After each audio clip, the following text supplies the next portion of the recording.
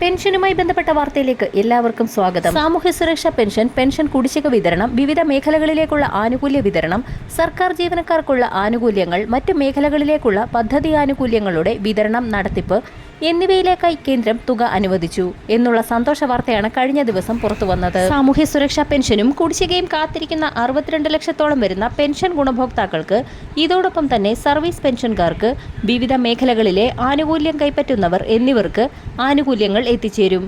പെൻഷനും മറ്റ് കുടിശ്ശിക ആനുകൂല്യങ്ങളും വിതരണം ചെയ്യുന്നതിലേക്കായി പെൻഷൻ ഗുണഭോക്താക്കൾക്കുൾപ്പെടെ നാളുകളായി മുടങ്ങിക്കിടക്കുന്ന കുടിശ്ശിക ആനുകൂല്യങ്ങൾ വിതരണം ചെയ്യുന്നതിലേക്കായി സംസ്ഥാന സർക്കാർ നടപടി ആരംഭിച്ചു. കേന്ദ്രത്തിന്റെ ഭാഗത്തു നിന്നും തുക ലഭ്യമായ സാഹചര്യത്തിലാണ് സംസ്ഥാന സർക്കാരിന് ആശ്വാസകരമായ നടപടിയിലേക്ക് കടക്കാൻ കഴിഞ്ഞിരിക്കുന്നത്. സാമ്പത്തിക വർഷാവസാനത്തേക്ക് 17,600 കോടി രൂപ കൂടി കടമെടുക്കാൻ അർഹതയുണ്ടെന്ന് കേരളം വാദിച്ചെങ്കിലും നിലവിൽ കേന്ദ്രം അനുവദിച്ചിരിക്കുന്നത് 8,000 കോടി രൂപയാണ്. കഴിഞ്ഞ ദിവസമാണ് 8,000 കോടി രൂപ അനുവദിച്ച് ഉത്തരവായത്. ഇതിൽ 2,500 കോടി രൂപ കൂടി കടമെടുക്കാനുള്ള നീക്കം സംസ്ഥാന സർക്കാർ ഇന്ന് ആരംഭിക്കുകയും തുക എത്തിച്ചേരുകയും ചെയ്തിട്ടുണ്ട്.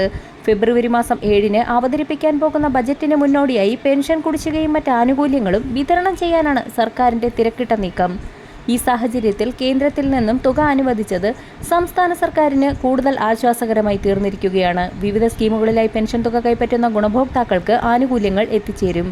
ജനുവരി മാസത്തിലെ തനത് പെൻഷൻ തുകയോടൊപ്പം കുടിശ്ശികയായിരിക്കുന്ന 4 മാസത്തിലെ പെൻഷൻ തുകയിൽ ഒരു ഗഡു കൂടി അനുവദിച്ചേക്കുമെന്നുള്ള അറിയിപ്പുകളാണ് നേരത്തെ പുറത്തുവന്നത്. ജനുവരി മുതൽ മാർച്ച് വരെയുള്ള കാലയളവിലെ തനത് പെൻഷൻ തുകയോടൊപ്പം 1,600 രൂപ കൂടി വിതരണം ചെയ്യും. പെൻഷനും മറ്റ് ആനുകൂല്യങ്ങളും വിതരണം ചെയ്യുന്നതിലേക്കായി തുക എത്തിച്ചേർന്ന സാഹചര്യത്തിൽ നാളെ മുതൽ സംസ്ഥാനത്ത് പെൻഷൻ വിതരണ നടപടിക്രമങ്ങൾ ആരംഭിക്കും.